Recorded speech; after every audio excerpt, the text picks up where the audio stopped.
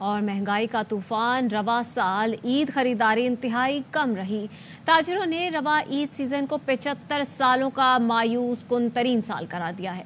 बाजारों में रश के बावजूद खरीदारी 40% तक महदूद रही। मुल्क के सबसे बड़े शहर कराची में बामुश्किल 1.25 करोड़ अफराद ईद पर नए कपड़े खरीद सके। इसी पर बात करेंगे अंजुम वहाब से। जी अंजुम, बताएगा क्या रहा कारोबार इस साल? जी बिल्कुल, जो मुल्क की माशी सूरत रही है, इसमें मुल्क का सबसे बड़ा शहर सबसे ज्यादा मुश्किल का अफराद है। 1.25 करोड़ अफराद तक इसके लिए कपड़े खरीदने के निकले, जिनमें ज्यादातर तादाद खवातीन और बच्चों की रही, जिन्होंने जूते और सामान थोड़ा बहुत खरीदा। दुबई से दो चार कारोबार महदूद आमदनी और तसल्सल के साथ बढ़ती हुई महंगाई ने ये कारोबार को काफी मुतासिर किया। ताजिरों ने इस साल को 75 साल का सबसे मायूस साल करार दिया।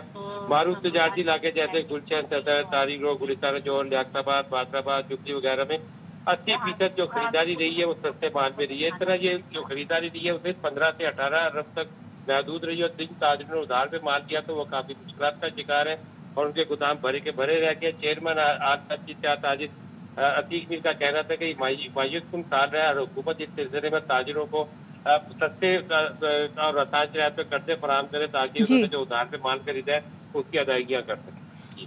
ठीक है, अंजुम वहाब इस हवाले से आगाह कर रहे थे। और कराची में ताजिरों ने 15 से 18 अरब रुपए का बिजनेस किया। चेयरमैन ऑल इत्तेहाद कराची अतीक मीर साहब हमारे साथ मौजूद हैं। अतीक मीर साहब, देखने में आया है इस दफा के कारोबार सिर्फ 40% रहा ईद पर। इससे पहले हमने देखा कि कारोबार ईद पर एटलीस्ट ज्यादा होता है और 75 सालों में जो जितने भी ताजिर हैं वो कह रहे हैं 75 सालों में ये रिकॉर्ड है कि सिर्फ 40% कारोबार हुआ है। क्या कहेंगे इस पर आप?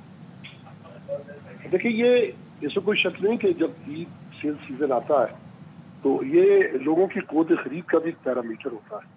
इससे अंदाजा होता है कि लोगों में कितनी जान है, कितना वो बच्चों के लिए, क्योंकि लोग कर्ज लें, जमा जोड़ करें या किसी से कोई मदद मांगे तो हमने देखा कि बच्चों को तो खुश देखना चाहते हैं।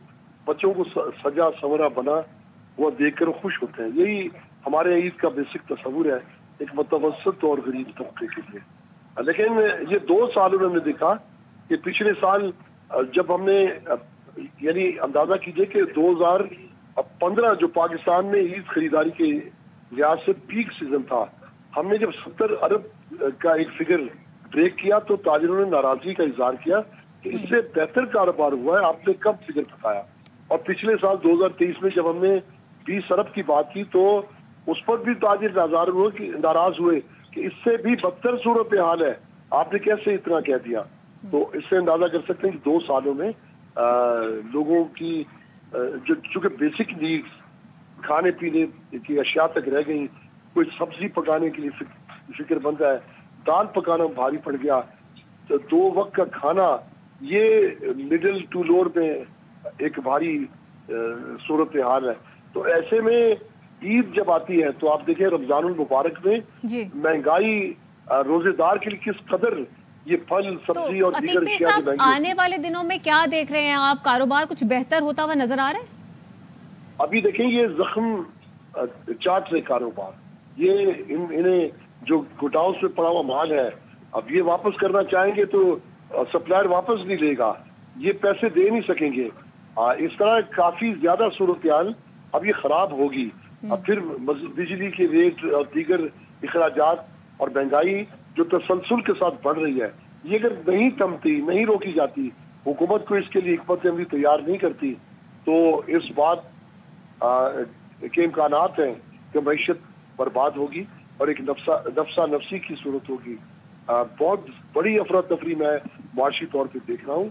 ये अब तक सूरत हाल है जो माजी आने वाले दिनों में भी मैं समझता हूँ कि हमें। तो अतीक मीर साहब, जिस तरह आप कह रहे हैं कि आने वाले दिनों में इससे भी बदतर सूरत हाल होगी, क्या ऐसा किया जाए कि इस सूरत हाल को कंट्रोल किया जाए, काबू में किया जाए, ताकि ताजिर जिस परेशानी का शिकार होने वाला है वो उससे बच सके?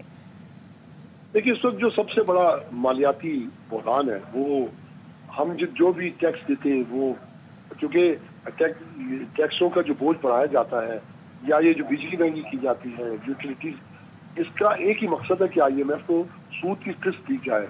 और IMF का भी एक ही इसमें नजरिया है, उसकी दिलचस्पी ज्यादा से ज्यादा सूद मिले और फिर मजीद कर्ज देकर अपने सूद को मजीद बढ़ाया जाए। ٹھیک ہے عتیق پیر صاحب، اس حوالے سے آپ ہم سے بات کر رہے تھے، آپ کا بہت شکریہ۔